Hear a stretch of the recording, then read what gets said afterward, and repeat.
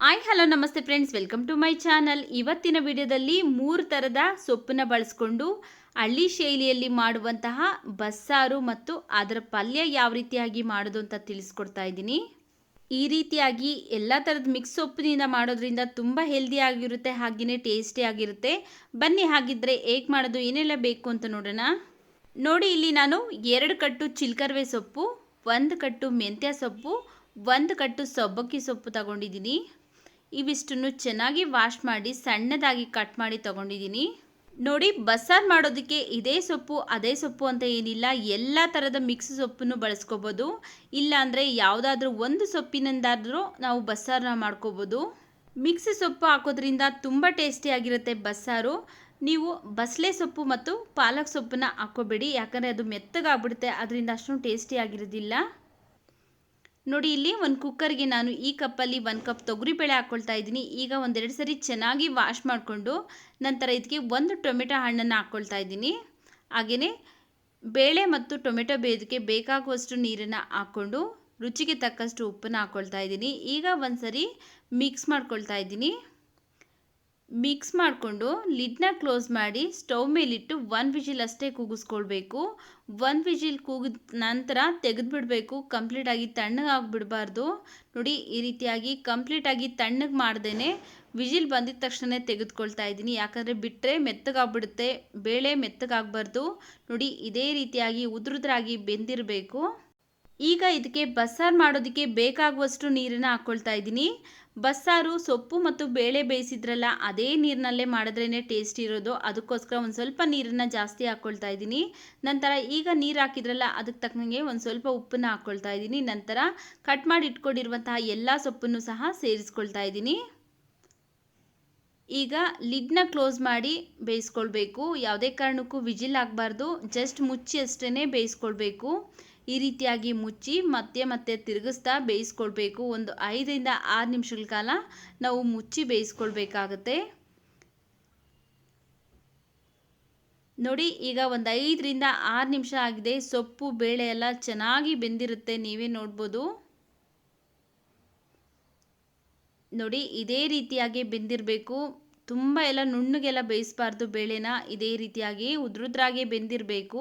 ಸೊಪ್ಪು ಸಹ ಚೆನ್ನಾಗಿ ಬೆಂದಿದೆ. ಸ್ಟವ್ನ ಆಫ್ ಮಾಡಿಕೊಂಡು ಇದರಲ್ಲಿರುವಂಥ ನೀರನ್ನೆಲ್ಲ ಸಪ್ರೇಟ್ ಮಾಡ್ಕೊಳ್ತೀನಿ. ನೋಡಿ, ಈ ರೀತಿಯಾಗಿ ಹೋಲ್ಸಿರುವಂತಹ ಬಟ್ಲಿಗೆ ನಾನು ಬೇಯಿಸ್ಕೊಂಡಿರುವಂಥ ಸೊಪ್ಪು ಮತ್ತು ಬೇಳೆನ ಹಾಕ್ಕೊಳ್ತಾ ಇದ್ದೀನಿ.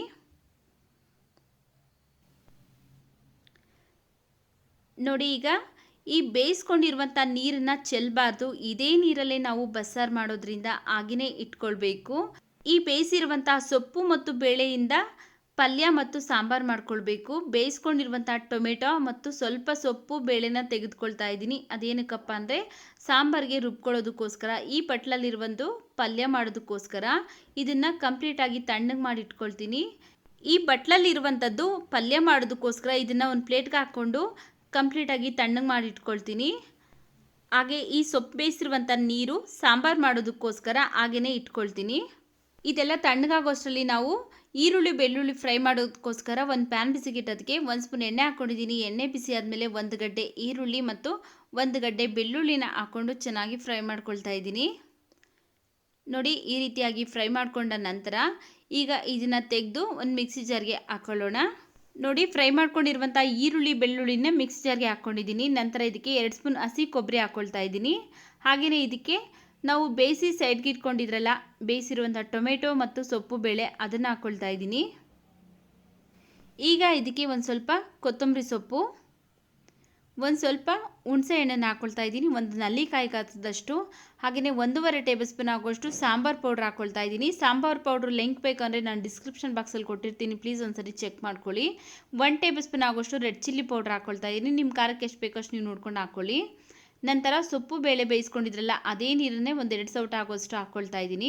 ಈಗ ನುಣ್ಣಗೆ ಗ್ರೈಂಡ್ ಮಾಡ್ಕೊಂಡಿದ್ದೀನಿ. ನೋಡಿ, ಈ ರೀತಿಯಾಗಿ ನುಣ್ಣಗೆ ಗ್ರೈಂಡ್ ಮಾಡ್ಕೊಂಡಾದ್ಮೇಲೆ ನಾವು ಮೊದಲೇ ಬೇಯಿಸ್ಕೊಂಡಿರುವಂತಹ ಕುಕ್ಕರ್ಗೆ ಹಾಕ್ಕೊಳ್ತಾ ಇದ್ದೀನಿ.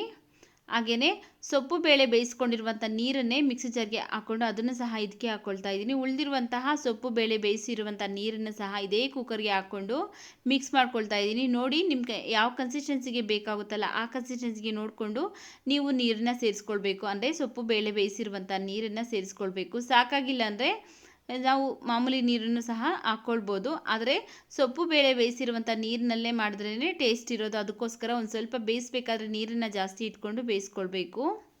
ನೋಡಿ ಮಿಕ್ಸ್ ಮಾಡ್ಕೊಂಡ ನಂತರ ಇದನ್ನು ಸ್ಟವ್ ಮೇಲೆ ಇಟ್ಕೊಂಡು ಚೆನ್ನಾಗಿ ಕುದಿಸ್ಕೊಳ್ಬೇಕು. ಒಂದು 2 ರಿಂದ 3 ನಿಮಿಷ.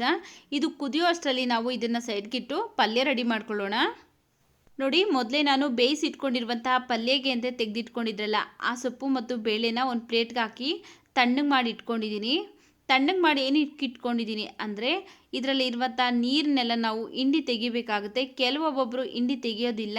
ನಾವು ನಮ್ಮನೇಲಿ ಯಾವ ರೀತಿಯಾಗಿ ಮಾಡ್ತಿರಲ್ಲ ಅದೇ ರೀತಿಯಾಗಿ ನಾನು ಇವತ್ತು ನಿಮಗೆ ತೋರಿಸ್ತಾ ಇದ್ದೀನಿ. ನಮ್ಮನೇಲಿ ನಾವು ಇದೇ ರೀತಿಯಾಗಿ ಹಿಂಡಿ ತೆಗೆದುಬಿಡ್ತೀರಿ. ಇಲ್ಲ ಅಂದರೆ ತಿನ್ನಬೇಕಾದ್ರೂ ಅದು ನೀರು ಥರ ಬಾಯಿಗೆ ಸಿಗ್ತಾ ಇರುತ್ತೆ. ಅದರಿಂದ ಹಿಂಡಿ ತೆಗೆದುಬಿಡ್ತೀವಿ. ಇದರಲ್ಲಿ ಇರುವಂಥ ನೀರನ್ನು ನಾವು ಬೇಕಾದರೆ ಸಾಂಬಾರಿಗೆ ಬಳಸ್ಕೋಬೋದು, ಇಲ್ಲಾಂದರೆ ಚೆಲ್ಬೋದು. ನೋಡಿ ಈ ರೀತಿಯಾಗಿ ನೀರನ್ನೆಲ್ಲ ಹಿಂಡಿ ತೆಗೆದು ಇಟ್ಕೊಂಡಿದ್ದೀನಿ. ಈಗ ಇದನ್ನು ಪಕ್ಕಕ್ಕೆ ಇಟ್ಟು ನಾವು ಪಲ್ಯ ರೆಡಿ ಮಾಡ್ಕೊಳ್ಳೋಣ. ಒಂದು ಪ್ಯಾನ್ ಬಿಸಿಗಿಟ್ಟು ಅದಕ್ಕೆ ನಾನು 1 ಸ್ಪೂನ್ ಆಗೋಷ್ಟು ಎಣ್ಣೆ ಹಾಕ್ಕೊಂಡಿದ್ದೀನಿ. ಎಣ್ಣೆ ಬಿಸಿ ಆದಮೇಲೆ ಅರ್ಧ ಸ್ಪೂನ್ ಸಾಸಿವೆ, ಒಂದು 4 ರಿಂದ 5 ಎಸಳು ಬೆಳ್ಳುಳ್ಳಿನ ಜಜ್ಜಿಬಿಟ್ಟು ಹಾಕ್ಕೊಳ್ತಾ ಇದ್ದೀನಿ. ಒಂದು ಸ್ವಲ್ಪ ಹಸಿ ಕರಿಬೇವು ಸೊಪ್ಪನ್ನು ಹಾಕ್ಕೊಂಡು ಚೆನ್ನಾಗಿ ಫ್ರೈ ಮಾಡ್ಕೊಳ್ತಾ ಇದ್ದೀನಿ. ನೋಡಿ ಇಷ್ಟು ಫ್ರೈ ಆದಮೇಲೆ 2 ಈರುಳ್ಳಿನ ಸಣ್ಣದಾಗಿ ಕಟ್ ಮಾಡಿ ಹಾಕ್ಕೊಳ್ತಾ ಇದ್ದೀನಿ. ಹಾಗೆಯೇ 2 ಒಣಮೆಣಸಿನಕಾಯಿನೂ ಸಹ ಕಟ್ ಮಾಡಿ ಹಾಕ್ಕೊಂಡು ಫ್ರೈ ಮಾಡ್ಕೊಳ್ತಾ ಇದ್ದೀನಿ.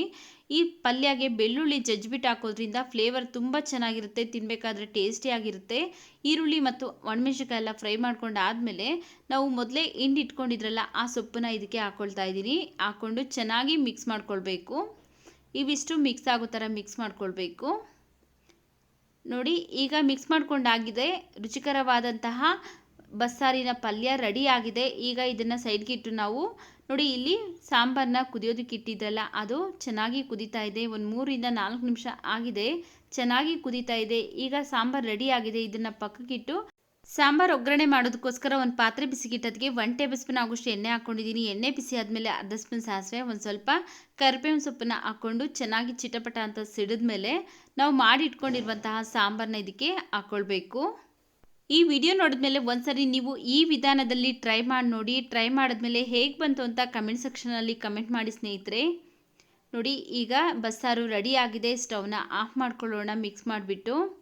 ನೋಡಿದ್ರಲ್ಲ ಯಾವ ರೀತಿಯಾಗಿ ನಮ್ಮ ಹಳ್ಳಿ ಶೈಲಿಯಲ್ಲಿ ಮಾಡುವಂತಹ 3 ಥರದ ಸೊಪ್ಪನ್ನು ಬಳಸ್ಕೊಂಡು ಬಸ್ಸಾರು ಯಾವ ರೀತಿಯಾಗಿ ಮಾಡೋದು ಅಂತ ಅನ್ನಕ್ಕೆ ಮುದ್ದೆಗೆಲ್ಲ ತುಂಬ ಟೇಸ್ಟಿಯಾಗಿರುತ್ತೆ. ಈ ವಿಡಿಯೋ ನಿಮಗೆ ಇಷ್ಟವಾಗಿದ್ದರೆ ಈ ವಿಡಿಯೋಗೊಂದು ಲೈಕ್ ಮಾಡಿ, ಈ ವಿಡಿಯೋನ ಶೇರ್ ಮಾಡಿ. ಇನ್ನೂ ನಮ್ಮ ಚಾನಲ್ಗೆ ಸಬ್ಸ್ಕ್ರೈಬ್ ಮಾಡ್ಕೊಳ್ದೆ ನೋಡ್ತಾ ಇದ್ದರೆ ಪ್ಲೀಸ್ ಸಬ್ಸ್ಕ್ರೈಬ್ ಮಾಡಿಕೊಂಡು ಸಪೋರ್ಟ್ ಮಾಡಿ.